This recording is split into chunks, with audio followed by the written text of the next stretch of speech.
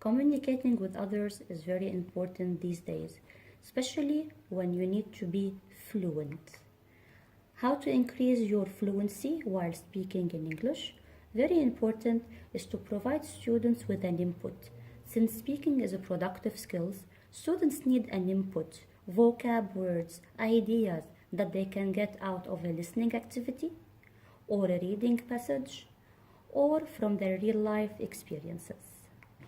For example, if they have read a text about early marriage or watched a movie about early marriage or heard a radio program about early marriage, you ask them to respond to it either by just jotting down in a graphic organizer the different disadvantages or effects of early marriage. That would be a comprehensive question. Or you can ask them to respond to by taking a stand. Are they with or against? And then they are going to fill the graphic organizers with their own arguments. Another activity is the 1-minute speech. What do they need to do it? This is a challenging activity. Whatever topic they are going to talk about, they can get it out of the vocab box, which is going to be filled with the vocabulary word they are going to learn in a specific course. And they need to know that they can expand their ideas by defining, explaining, describing, narrating, even talking about personal experiences, arguing, comparing and contrasting, showing cause and effect relationship.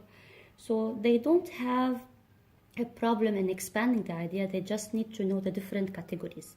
For example, imagine they took a word out of the box, which is democracy, and they need to talk about it for 1 minute. We start with 1 minute with beginners, and we can move up to 2 minutes with more advanced speakers. For example, they write democracy in the graphic organizers and they start going to explain, compare, contrast, talk about cause, effect, etc. If you're going to have a more challenging activity is to give students 2 words from the box, not necessarily related. Let's say strikes and university. They start by talking about, let's say, strikes, why we have strikes, what happens when we have strikes, how the government reacts when we have strikes, compare and contrast between, let's say, third world strikes and more developed countries and their strikes, and then link it to university by saying one day there was a strike and we had a test at university, and then they start talking about university, the rules, the regulations, etc. The most important thing is to find the link. And to make it even more challenging, you can give students 3 words they need to develop and talk about them and find the links to make it a comprehensible story.